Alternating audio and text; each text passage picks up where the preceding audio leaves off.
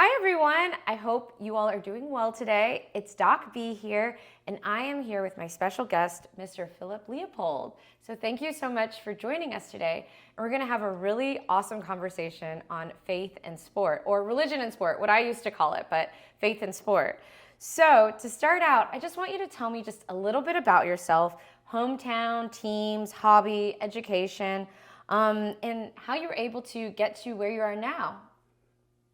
First of all, thanks for having me. Yeah. I'm excited to be here. I was raised in D.C., outside of D.C. in the Maryland suburbs. Went to school in Boston University, and studied mass communications. Hobbies, soccer. It's a good hobby. Yeah. Still play. Spent many years coaching, and I can't get enough of it. I'm sorry. Oh, hobbies, coaching, education, teams. Who are your favorite teams? When I was growing up, when I was young, I was what's now the Washington Commanders fan. But I felt after too many years sort of almost making the playoffs, not making the playoffs, losing too many, I felt it was a one-way love affair. And so I divorced what were then the Redskins, now Commanders. I divorced them and will never go back. Okay. So yeah, it's just soccer. What about DC United? Are you a DC United fan? I have I live here in Atlanta, so I've got season tickets to Atlanta United. Okay. Again, it's right now that feels like a one-way relationship. We're not performing well. No, I have absolutely no attachment to DC United. I do like me an Atlanta United game, so They're like fun. them. Yeah. It's a wonderful atmosphere. Yeah. It's tough to win, right? Yeah. In any professional sport, it's tough to win. And I think we were probably a little bit spoiled. Yeah, in when we were winning, 2019. going on that, that streak. They made it look easy, and it was we took it for granted. Definitely took it for granted, but I'm still with my Atlanta United people. Yeah. Okay, so you are going on 10 years of being the CEO and executive director for the Vatican, and you work with sport at the service of humanity. So can you just tell us a little bit about your role and how you're able to obtain it and what the role entails? Yeah, well, first and most importantly, CEO and executive director, not of the Vatican. We've got a foundation called Sport and Faith at the Service of Humanity. We were born from a conference at the Vatican in 2016. And so that's my role. I'm full-time dedicated to the Sport at the Service of Humanity Foundation. The Vatican part of it is in 2016, Pope Francis got together with Thomas Bach, recently at the time was the president of the International Olympic Committee. And at that time, the Secretary General of the United Nations was Ban Ki-moon. Those three men got together and decided to host a global conference on faith and sport at the service of humanity. Essentially, the hypothesis was the faith and sport communities ought to collaborate. And so the Sport at the Service of Humanity Foundation was born out of that conference. Very, very cool. Yeah. So in these past 10 years, what have you all been up to? What have you all been able to accomplish? And how have you worked with the Vatican in that respect? Yeah, okay, and then back to the Vatican. So at the time, in 2016, what are now called dicasteries, there was the Pontifical Council for Culture. Sport and education live under culture at the Vatican. Now there's been sort of a restructuring of what they call the Holy See, and there is a dicastery for culture and education. That's where the sport office lives. And so we kind of take our inspiration from that dicastery. There's no sort of formal legal affiliation, but we take our guidance and advice and sort of inspiration from the dicastery for culture and education. What we've been up to has sort of been an organic journey. When we came back from the original conference in 2016, there was one particular person played an instrumental role in our future. Val Ackerman, who is the commissioner of the Big East Conference, attended that conference in 2016, came back to the presidents of all the schools in the Big East Conference and essentially said to them, this is kind of what we do. We participate and we compete in sport, amateur sport at the highest level. But for the most part, in a faith-based environment at these non-secular schools. And so there's a whole conversation to be had about sort of the opportunities, challenges, strengths, and weaknesses of sport and faith when they are sort of intrinsically integrated with one another.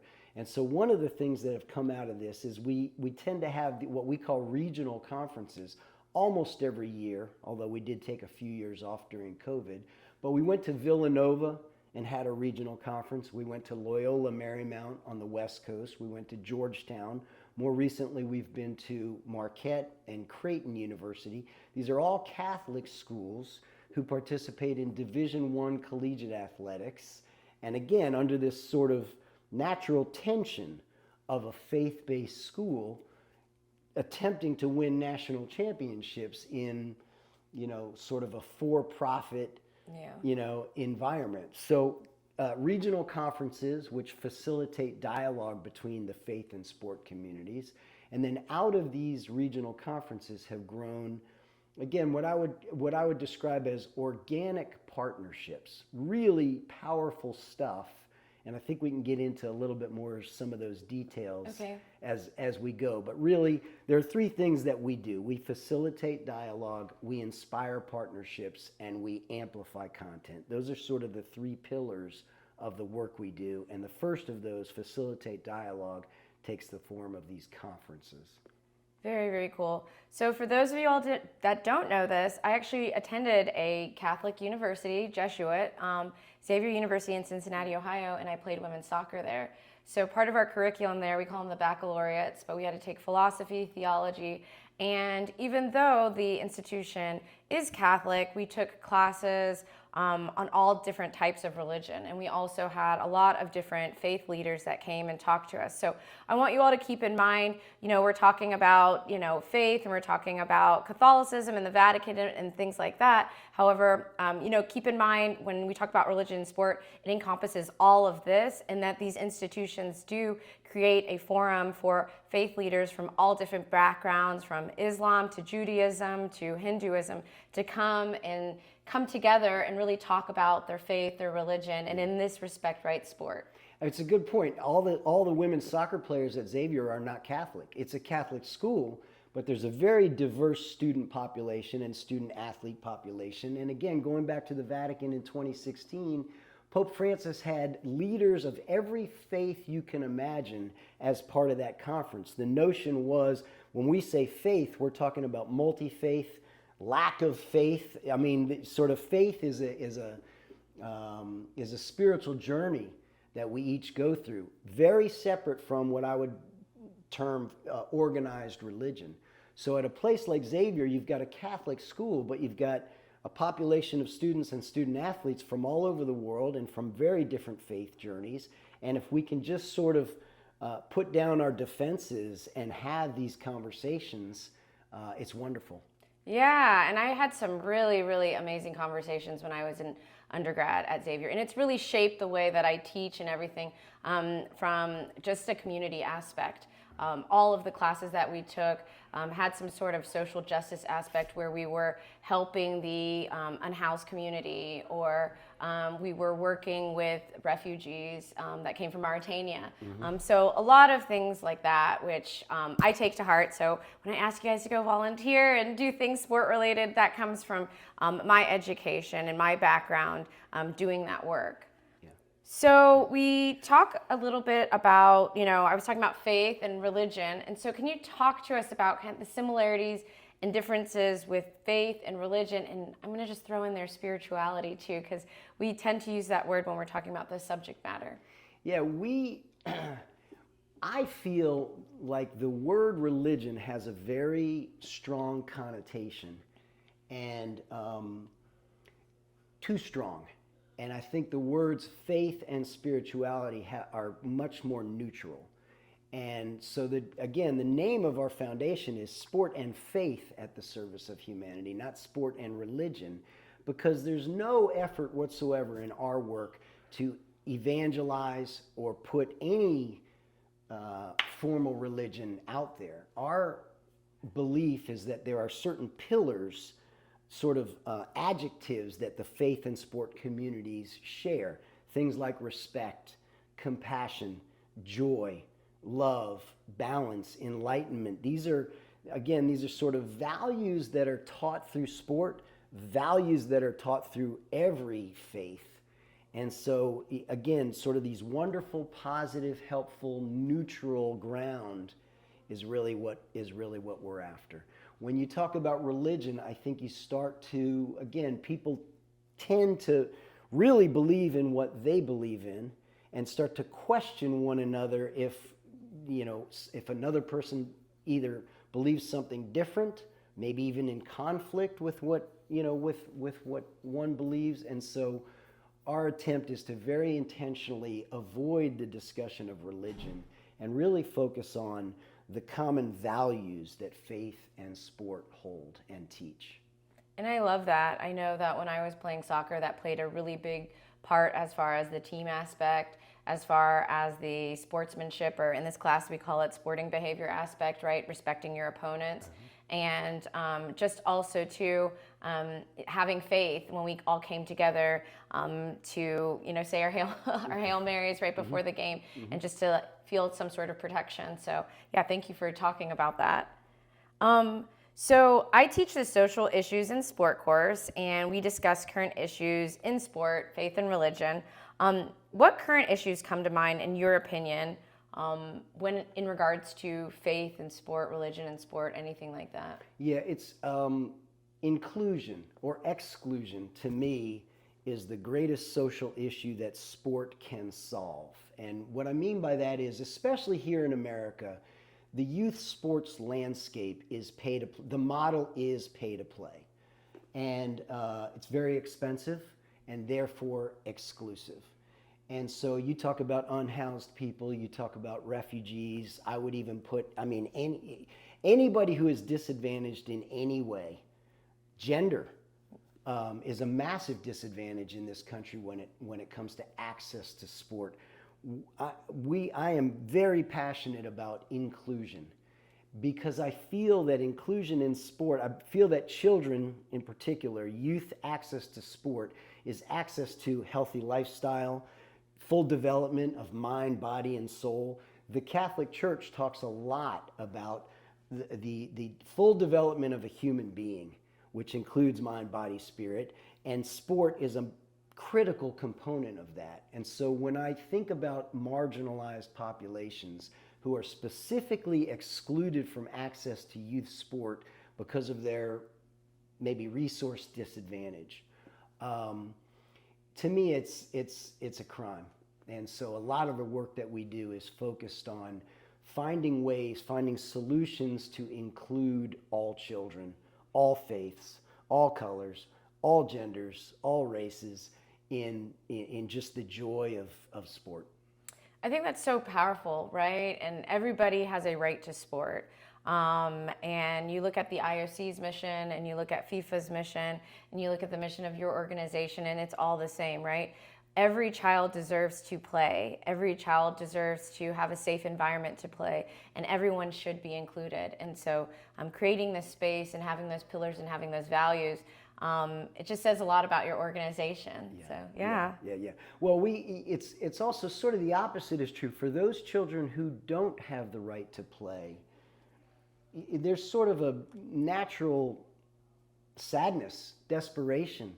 When we have these regional conferences that I talked about, oftentimes we'll bring guest speakers who have been sort of, the rags to riches story is almost cliche, but kids who grew up in circumstances where they had nothing and were given nothing and were offered nothing and were always going to be left out, and in some weird way found sport, which brought them out of that horrible situation.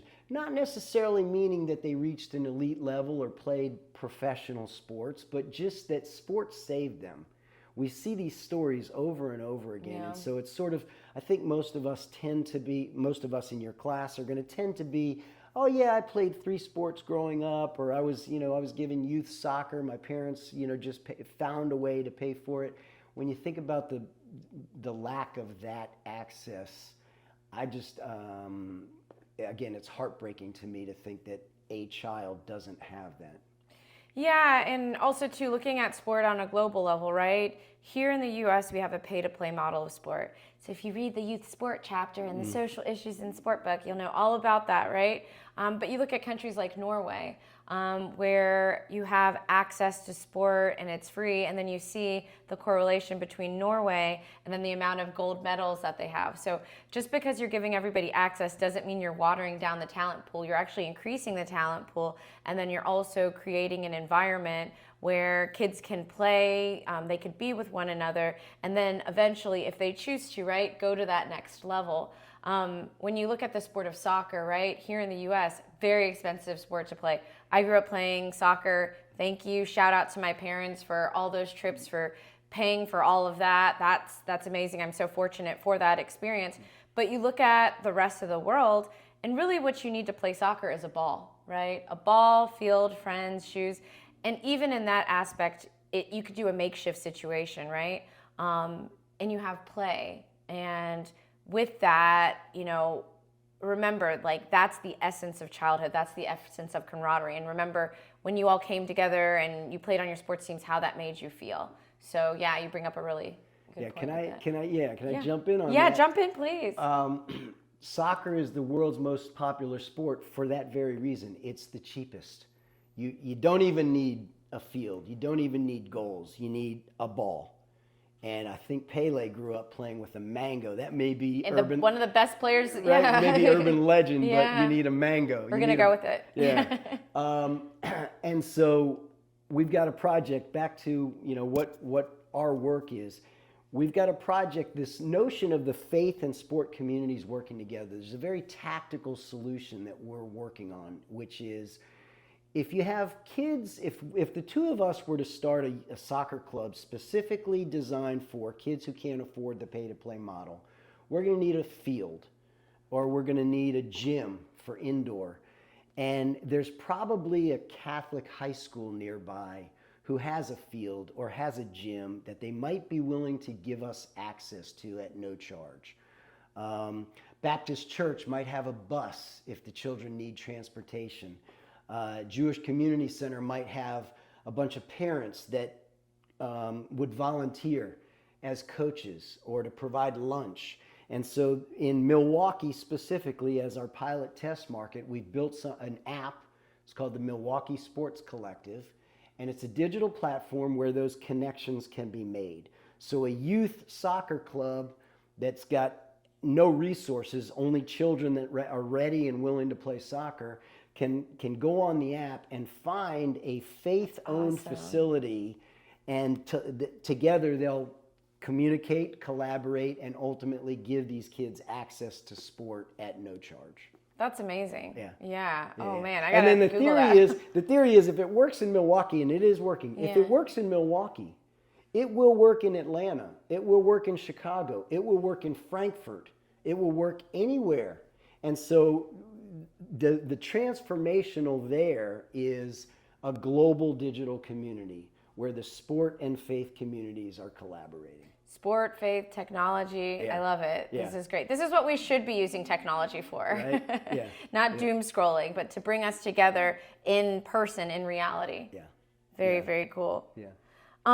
So in addition to your role with the Vatican, with the organization in conjunction with the Vatican, you work as a managing partner for SportsWorks and Ideas United. Can you tell us a little bit about what that is? SportsWorks is my legacy. I came to this Vatican initiative through sponsorship. That conference in 2016 that I referenced, there was no budget.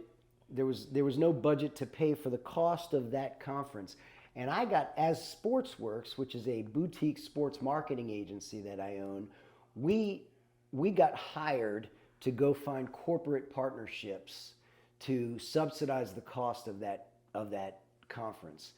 And so SportsWorks still exists. Our clients are either brands that buy and activate sponsorships or sports properties that sell sponsorships. And so that's still active, although relatively dormant because of this Sport for Humanity journey that I'm on. And Ideas United is a fabulous content creating agency. And my role there is business development. So if I come across a sports property or a university or anybody that needs content to tell their story, my role there is to make that connection between that prospect and Ideas United, who can help tell their story through video, through audio, through any means of storytelling. Okay, very, very nice. I feel like you do it all, so that's really cool, from like that digital aspect to that marketing aspect, and then bringing in the faith for humanity and using sport as a vehicle for social change. So you guys, there's no excuse. You guys see what's out there. There's lots of opportunities. So there's work to be check done. them out. There's a lot of work to be done, and we need you, the next generation, to do it. So you have worked in various positions and have an extensive background working in different roles. What has been your favorite role thus far? Right now, I mean, my passion for this nonprofit work, Sport and Faith at the Service. This is fascinating to me. It's motivating. It's inspirational. I feel like I'm taking my sort of body of work and network and creative skills, deal-making skills, for a good cause. And so this is to me by far the best role I've ever played. Yeah, very fulfilling. And I feel really inspired. I'm like, I need to hear more about this after this interview. And you've also had a lot of experience working in international settings. Can you talk a little bit more about that, as far as your experiences working domestically and also to internationally in this space? Yeah. Allianz, one of the three corporations that sponsored that Vatican conference in 2016 was Allianz out of Munich, which you may or may not know is the world's largest insurance company. If you follow global football, certainly you've seen FC Bayern play at the Allianz Arena. That's right in the backyard of the headquarters of Allianz Insurance.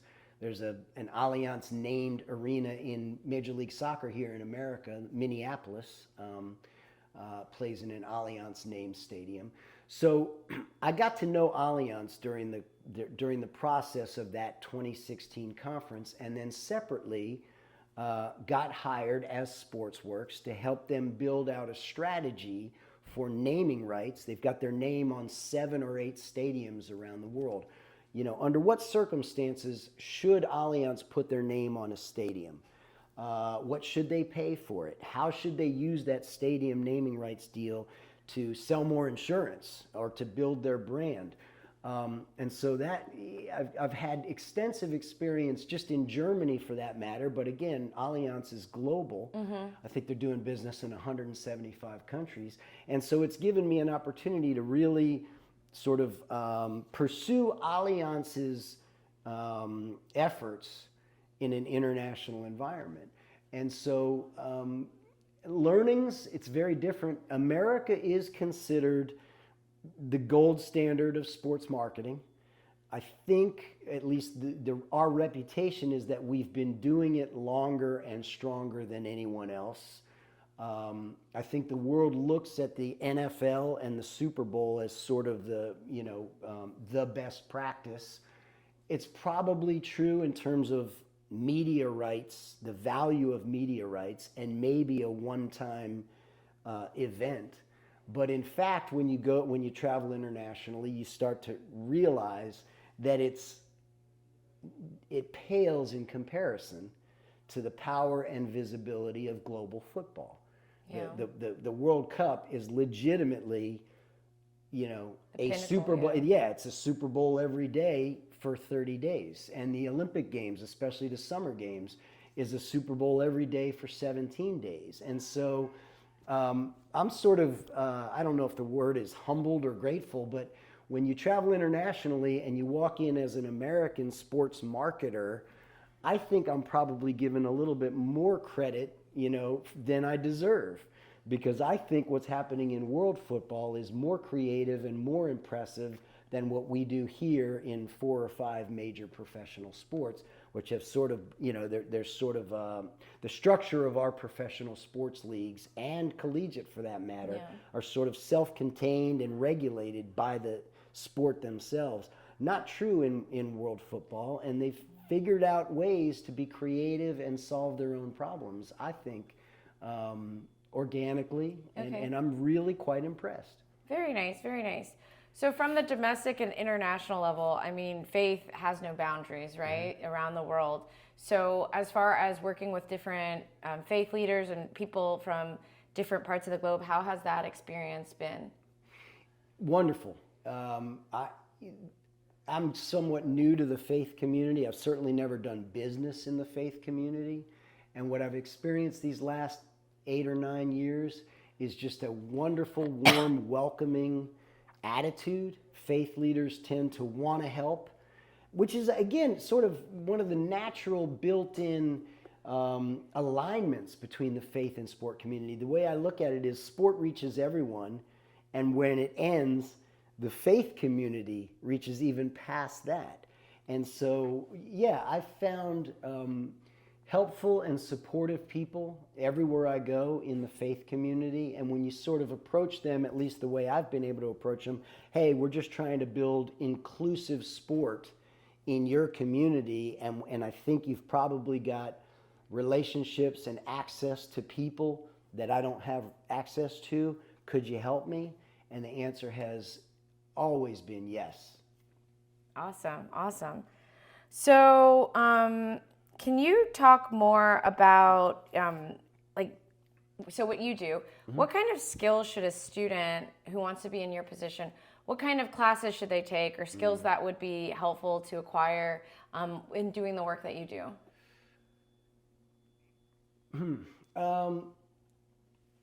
Let me digress. Not necessarily the work that I do, but I'm gonna throw a curveball at you. I'm gonna say sales. I spent 8 years in sales, advertising sales, so still mass communications and still in the business of marketing. But I spent 8 years in advertising sales, and I feel like I learned sort of how to build relationships, how to build a network, how to solve other people's problems, or at least help them find solutions to their problems and challenges. I feel like sales is a skill that has helped me along the way, every step of the way. So when I say I'm approaching a faith leader in a faith that I'm not familiar with, in a country I've never been to, that's sales. To sort of have the courage to say, hello, I need some help, or I'd like to meet you, that's sales. And so, don't even if you don't want to be a salesperson, or even in business development, for your career, you want to be in sports or sports marketing, sales is I have found sales is a wonderful skill set to develop. No, and I see your personality and you're so outgoing, and I'm glad that you could use sport for a vehicle for social change and combine that with faith in order to bring all these thought leaders together to really go on the core values of just humanity in general. So yeah, you all need to remember to be brave enough and to have the confidence to go out there and to talk to people, and they're not always going to agree with you, and they're not always going to want to do what you want to do, right? But it's having those conversations and trying to figure out those pathways. So it seems like you've been pretty successful in doing that and bringing everyone together. And we've actually been talking prior to this conversation. We know a lot of the same people that do the same work as far as bringing people together in a very diplomatic way. Yeah. So what are some professional organizations that students could be a part of if they wanted to learn more about faith in sport, religion in sport? I don't want to use religion, but faith in sport, yeah. Ooh, that's a tough one. Take the faith part out. I think there are a number of wonderful organizations. Here in Atlanta, for example, the Atlanta Sports Council, who is really charged with bringing Super Bowls here, bringing the Final Four here, bringing the World Cup here. That's a wonderful place to meet really everybody who's anybody in the sports business in Atlanta. The faith part is tougher to put my finger on. What we're doing is I think somewhat unique and hard to define. And I don't know that there, especially in Atlanta, I don't know that there are sort of obvious, soccer in the streets, Yeah. for example, does the kind of inclusive work that we're trying to do, but without the faith component. Yeah. Separately, if you volunteer at a local Catholic high school, they're probably competing at a very high level in youth sports. So you might have to search that one out on your own. There aren't any natural, but join me at Sport for Humanity. Yeah. We need interns, unpaid, and eventually that leads to meeting people who will give you a job and start you off on your career. Very nice, very nice. So last but not least, this is a question I ask everyone, but is there anything else you'd like to add as we wrap this up? So our three pillars are inclusion, which I've talked a lot about, involvement, and inspiration. I think the involvement piece is sort of underestimated. What we just talked about, joining an organization, being there, showing up, participating, speaking up, being involved is powerful and critical.